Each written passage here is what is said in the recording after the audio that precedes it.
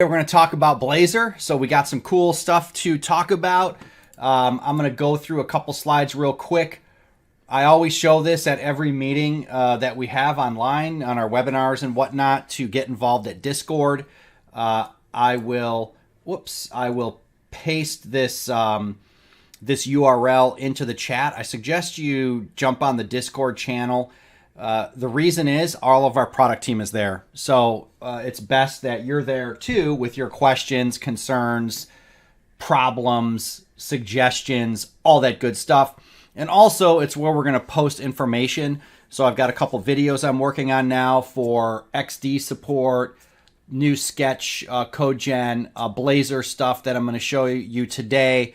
But the Blazor stuff is like improving daily.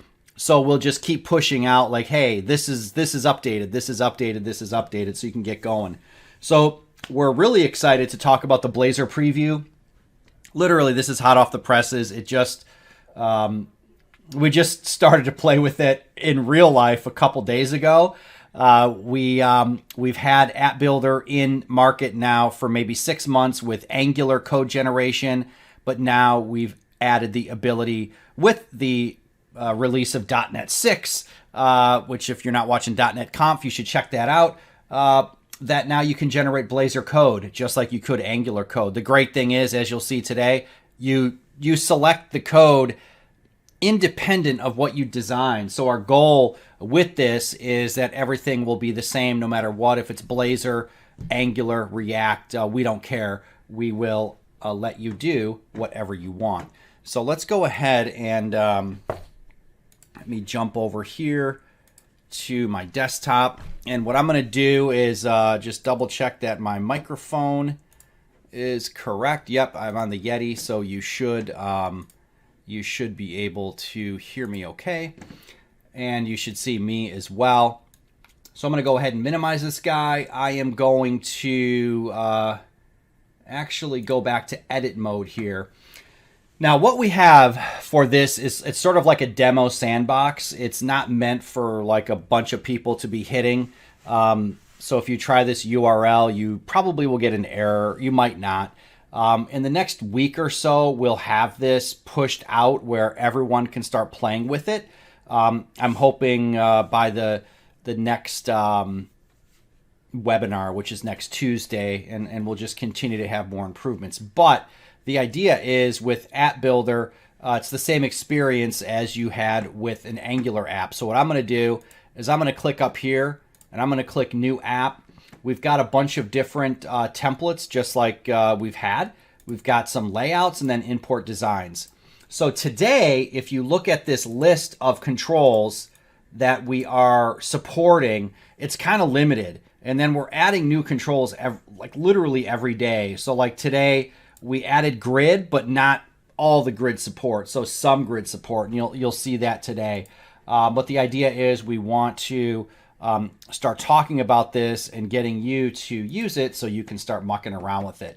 The People app here, this sample works perfectly 100% of the time because all the controls in the People app are what's available in this preview. So if you look at the People app, we've got text boxes, we've got list boxes, inputs, buttons, all the stuff that would make up your typical business application. Now, here's the cool thing. You'll notice up here in the upper right, it says Blazor and Angular. So usually before this, there was no option on the code generator. So if I click preview, this was going to be all of my Angular code, and you can see here's the TypeScript. So if you're an Angular dev, it's obviously Angular, all the CSS. Now, if I flick this over to Blazor, this magically updates, and you can see that you've got a Razor page now. So in the Razor page, you've got all of the Blazor components with the properties set and texts and all that, images, avatars, all this good stuff. And then you've got your code bit on the bottom. With this release, we do not have data binding. So data binding will come a little bit later in the month. So right now, it's sort of like when we released Angular for the first time. We didn't have data binding. but it's just a matter of getting this out to you to play with. But I'm going to show you a little bit of data binding today with some cool stuff that we've added to some of the components. So you can see here that everything that's in this screen is now displayed or rendered in code view right here. And if I switch between my different windows, the code view updates, and if I go to the master view, you can see I've got all the navigation, and it's just going to create basically a perfect .NET 6 application for you. So what I'm going to do, just to kind of show you how this thing works, we have Blazor. We published to GitHub Works. I'm going to go ahead and download the zip though. It's a little bit easier. And this is downloading the People app. I'm going to extract this to my folder here. I'm going to double click my CS project. I am using, whoops, it's over on my other monitor here, using Visual Studio, the brand new version that was shipped yesterday. It's a preview because I'm on the next, preview version of Visual Studio. Once you're on the previews, it just keeps sucking you into previews. So now I'm in a preview. But you can see here, if I go to my program.cs, we are adding the Ignite UI. We're registering our modules with this application. I've got my pages. So here's my home page. So this is exactly what you saw inside of the application. And then this is the info page with all of the data entry controls, exactly what you saw within the application. I've got my layout, sort of my master page, which has all the navigation across the top. So everything that you would expect here looks beautiful, looks good. And then this is a WASM app. So this is a .NET 6 WASM. So if we go to properties, you can see that it is a .NET 6 application. So I'm going to go ahead and run it. And this is the exciting thing. You literally get this pixel perfect Blazor application based on what the design was in the design surface. So this is an actual list view with data. These are real buttons. Everything here is exactly how it was shown inside of the app builder. All of these are real controls. So you can see here we got some spin button controls, data entry controls. This is using a material-like theme. All the navigation is wired up. You don't have to worry about any of that. So you can WYSIWYG your way here to do whatever you want and design anything. And this looks exactly like what you see in the app builder. So here, if we go to the app builder, whoops, where are we here? Where's my app builder? I have some problems with Windows 11. I don't know if anyone else is, but my windows don't pop up when you click Windows. When you click them in the taskbar, it's kind of weird. But anyway, let's go to our home page. Let me move this over a little bit. We'll go to home, and I'll make this a little bit bigger, and I'll slide this over a little bit. I'm holding down the space bar and moving with my mouse button, but you can see obviously this isn't the same size as this because I have it shrunk, but the layout is exactly the same. And this is no joke. It's no ridiculous absolute position layout. It's all using FlexGrid layout, and so it'll respond correctly as you resize the browser, and essentially just looks exactly like you would expect from the design. So what I want to do is I'm going to close this guy, and we're going to close this instance of this, and we're not going to save it. We're going to go back to the app builder and do a couple things. So what I want to do is actually add a few more screens to my application. So I am going to enable these buttons. So you're kind of going to see a little bit of how this app builder works if you've never seen it before. And of course, in the chat window, ask questions here. So Aga, you said I built 1 or 2 applications, but now nothing is building. Kindly help us. Yeah, just put more information in the chat. Did you build it with App Builder, or did you build it with Blazor? Go on the Discord. If it's something with App Builder and it's not building for you, it's probably something that you modified after the code is generated. But usually, pretty much everything that we're doing is going to it'll generate whatever you have here. So I'm going to go ahead and call this the people list. And I want to add another thing here, and I'm going to call this reports. And what I'm going to do is I'm going to Control C So I can copy this button and Control V. Whoops. Let me Control C. And there's my Control V. There we go. And I'm going to rename this guy to stock price. So I'm going to show you a couple different controls today outside of App Builder, but I'm going to create the screen in App Builder and then go and add them later. So I've got 1, 2, 3 new screens. Now the way App Builder works is you can see here, this is the DOM that's getting created. So you can obviously select items within the DOM, or you can use or select items on the canvas, or you can select items in the DOM, and of course, this is a WYSIWYG. So here's all of my UI control. So just as easily, if I had a button here, I could have just dragged the button over here, and now I've got a new button. And I could change that button type to a different style, like flat. I could give it, new content. I could make it an icon button, and let's make the icon something cool like that.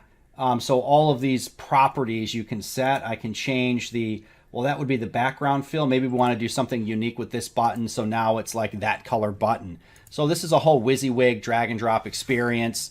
It's the web. So, we're using Flex Layout. We're going to be implementing CSS Grid in a release probably in December, January. But the idea is, this is how you would basically create a web app.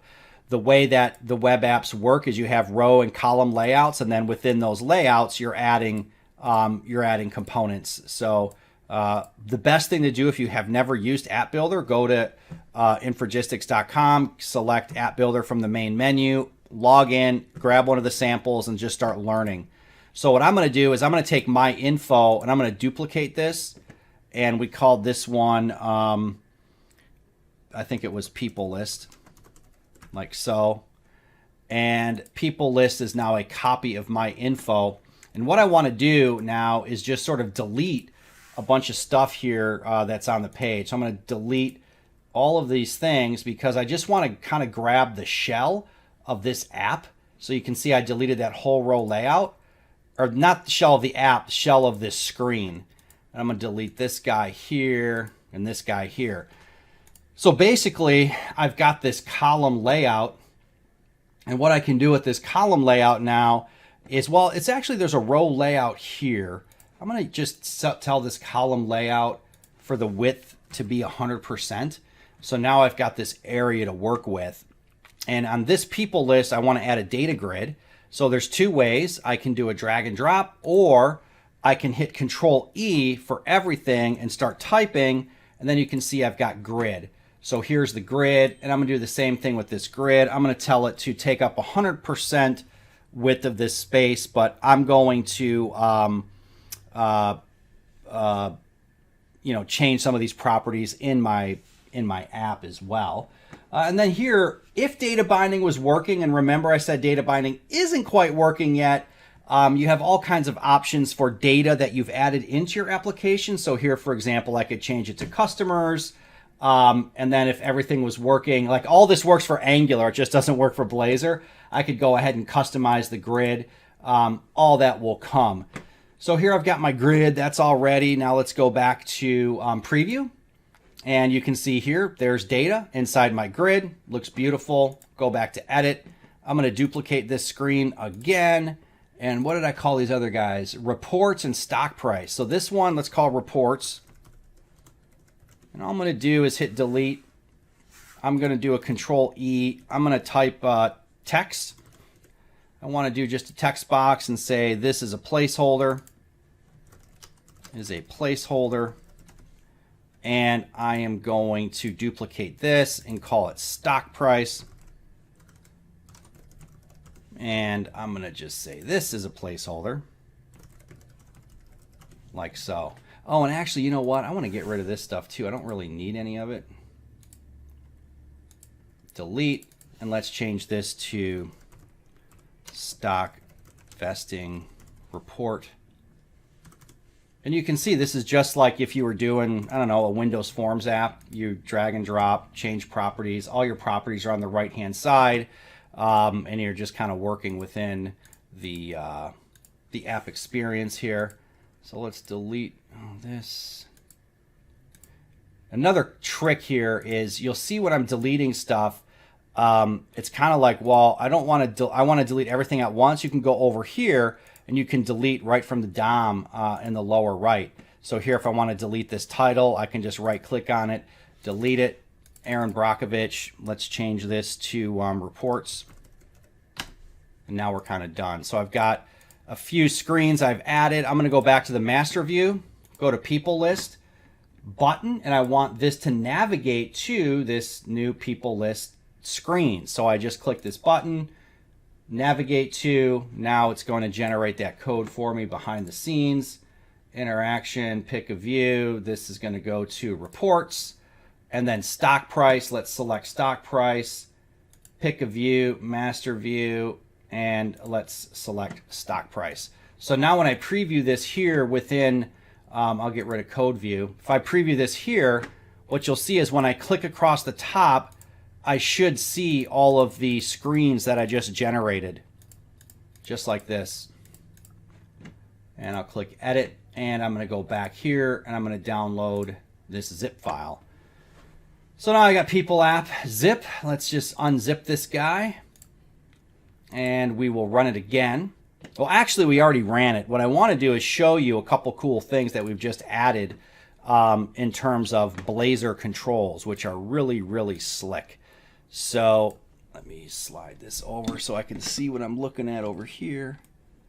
Got chat windows and stuff going on. So you can see here we've got all of our new pages. So the home page, my info, the people list, the reports, and the stock. So the people list here, if you remember, I added this this data grid. So the data grid is really, really powerful. I think you're going to be blown away by what you can do with the data grid. So I am going to copy over one line of code, and I'm going to paste it in, and then we're going to kind of talk about it for a bit. So this is a data source property. Now what we've done here is we've added a single property that allows you to go off to the web to go grab a JSON file, or, you know, a remote URI, and then automatically load it into the grid with all the fields in that data source. It's completely slick. So you don't have to create a class. You can if you want. Like if you're doing some real enterprise app with middleware, feel free to go to town and you know, create classes, load objects into those classes, and do all that good stuff. But you don't have to. So we're adding the ability for you to automatically load stuff from a remote URL. Now, how did I get this remote URL? Let me click, control click here, and I'll move this over. This is what's at the remote URL. It's a JSON object. What did we do to get that? We have an app that Brian, who's online answering questions, created called Excel to JSON. And what we did here was allow you to upload an Excel file, because this is a super easy way just to get fake data, mock data, kind of do whatever you want. And then with that, you can create a JSON object with the file. So if I scroll to the right and I look at employees, here's my employee data. I can download this file or I can get this link. So any Excel file you load, we will automatically turn into JSON, and then we will publish a public link with HTTPS that then you can use in your application, and it'll stay up there. I don't know for how long now, but we're figuring that out. Right now it'll stay up there forever, but we'll work that out. So this is the data that I'm automatically going to load inside the grid. So let's go ahead and run this and see how it looks. Should look pretty darn good. And you'll also see what you get free with the grid. I don't know why this keeps coming up. I think it's a WebAssembly thing. So there's my app. Let's go to people list, and boom, just like magic, I've got data loading remotely from the internet with basically one line of code. The nice thing about this grid is you get a lot for free. So for example, if I hover over country or contact title, you'll see we've got the kebab menu here. Click the kebab menu. I get all these capabilities and features. I can show, hide columns, sort, move things from the left to the right, pin columns to the left. I can just select certain items here, and all of this is just built into the grid, no problem. What I want to do with country is a quick group by, and we'll click apply. So you can now see that I've got the grid grouped by country, all these nodes expand and collapse. So totally slick, no lines of code. You get everything for free when you do that. So now I've got my home screen, I've got my info, all of this basically drag and drop WYSIWYG with Blazor. I've got this guy. So now let's add reports and stock price.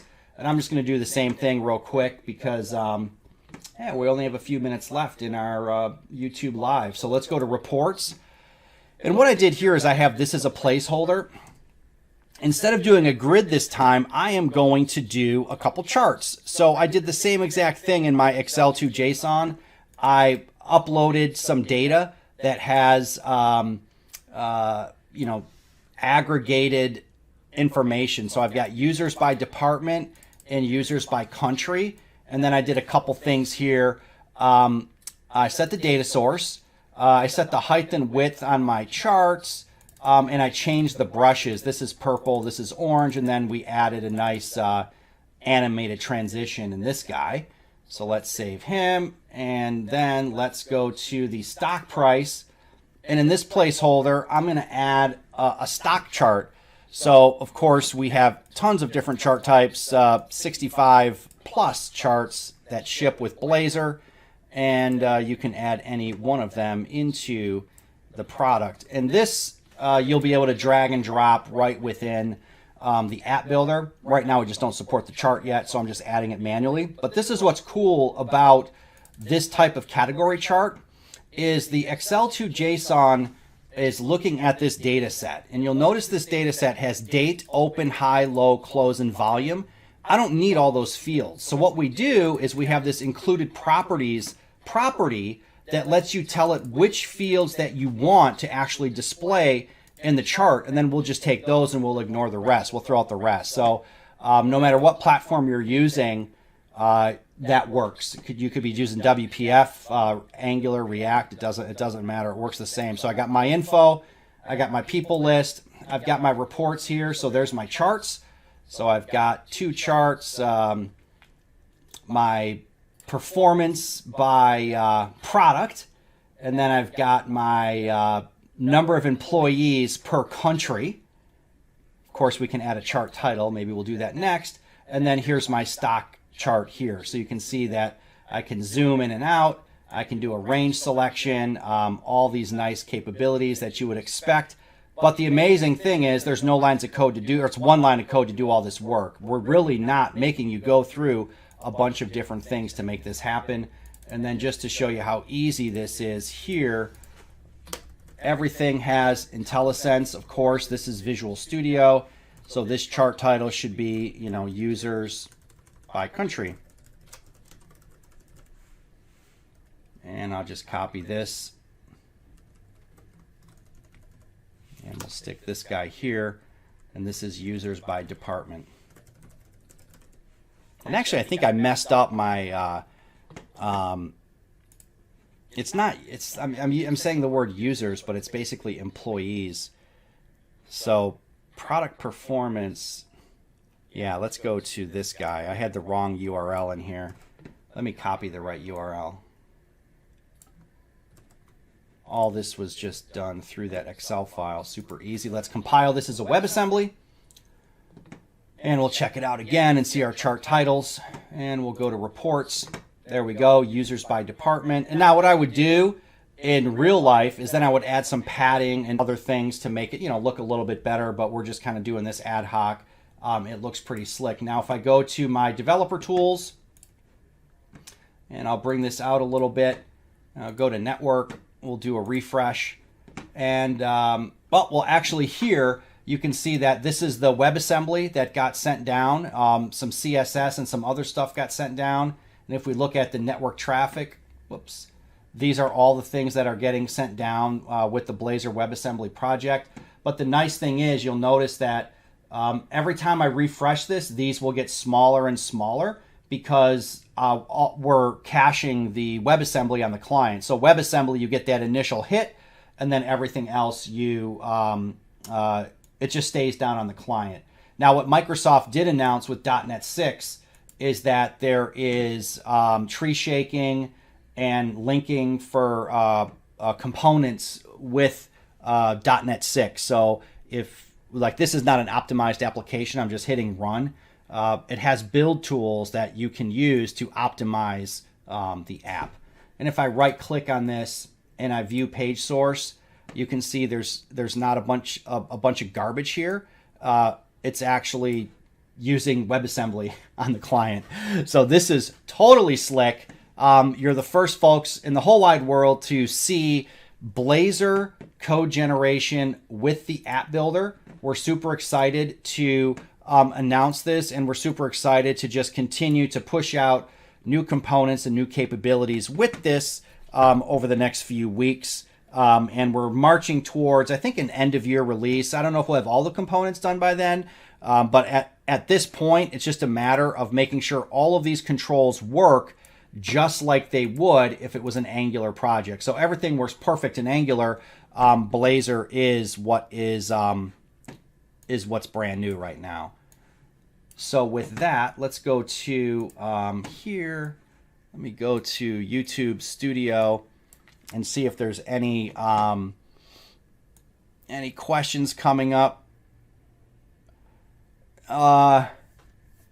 Yeah, it looks like Brian and Graham are all over these. Oh, Pablo's here too. Cool. Hey, Pablo, nice to see you. Yeah,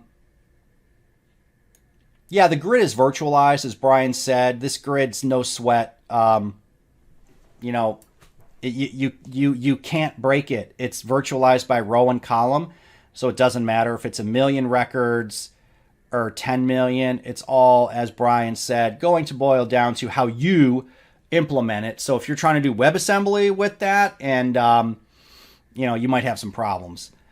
Runtime overhead. There's no overhead from us in terms of runtime. You'd have to, you know, the overhead is coming from Microsoft on WebAssembly, or if you want to do server side, you could do your own. Can you build your own controls? I think Brian answered that. We're going to add the ability for you to add custom controls in the future.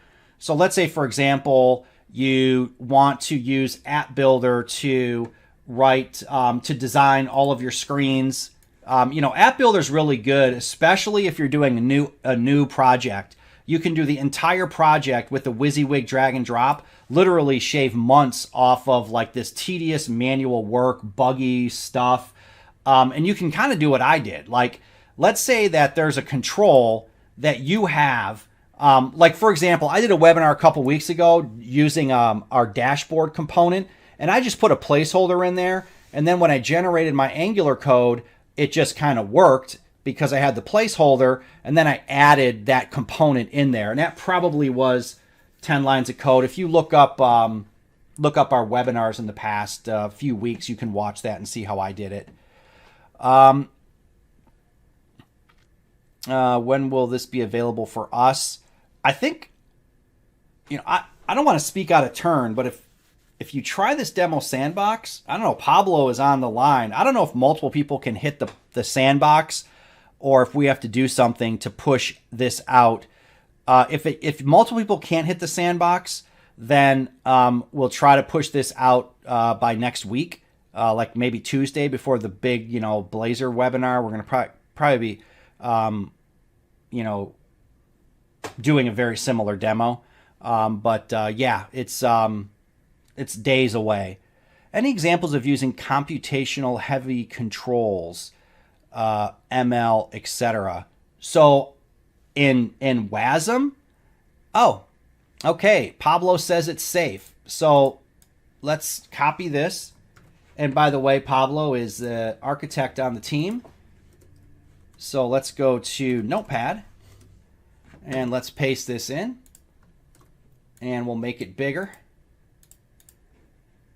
Pablo and his team have been working literally day and night to get this to you guys. So yeah, thank you, Pablo and Damian and everyone that's been just doing such hard work, and Zdravko and his whole team. I mean, so many guys on our team been working on this. But yeah, go to that URL and start playing with it. So computational heavy controls, I don't understand the question. App Builder has nothing to do with that.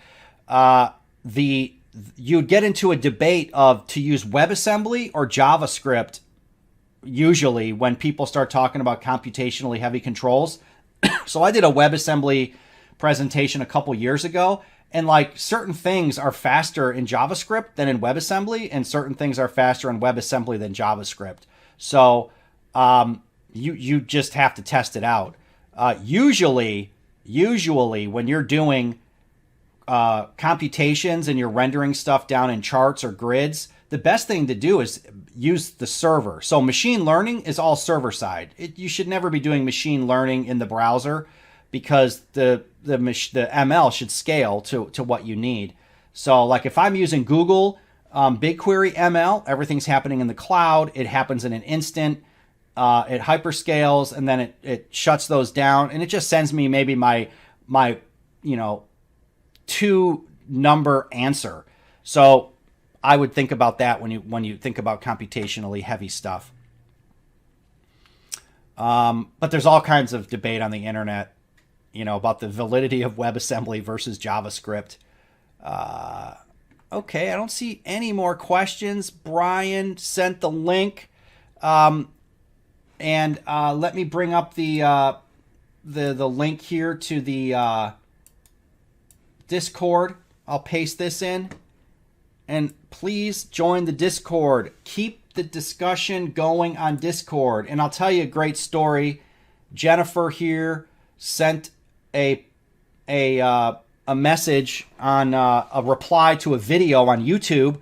I said, can you please just jump on Discord? The whole product team is there. And man, everyone jumped on her question right away. We got her an answer. And I think she found a bug about something nested in the UI kits for Adobe XD or the Sketch UI kits. And so we helped her quick, and she actually helped us by finding this bug, which we'd never run into. So Discord is the place to be. It's where all the product team hangs out, and it's where you're going to get the best answers. You can see Pablo's right there. And where's Brian Lagunas? Brian, there's Graham. Javier, he's also on the team working day and night on this stuff. George is our lead designer. Everyone on the team there's Rado, product owner. Everyone on the team is on Discord.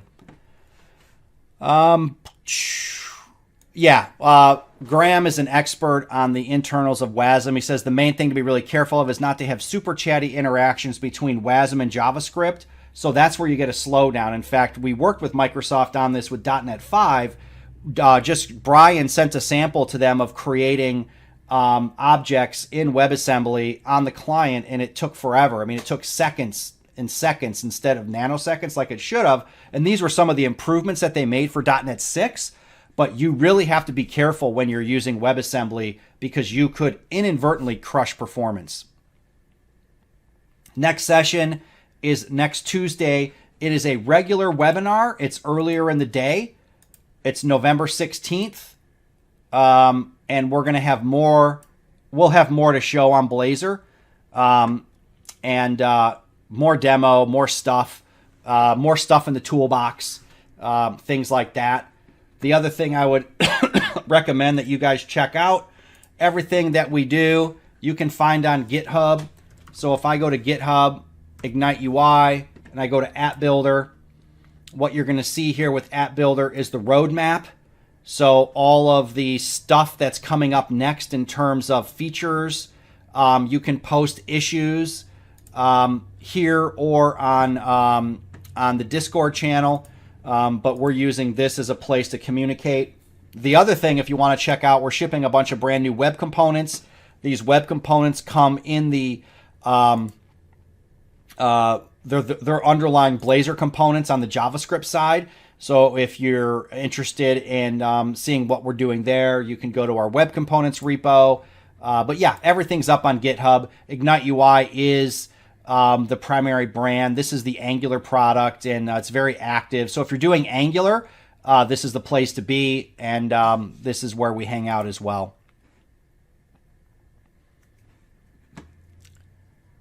Cool. Thanks, KR.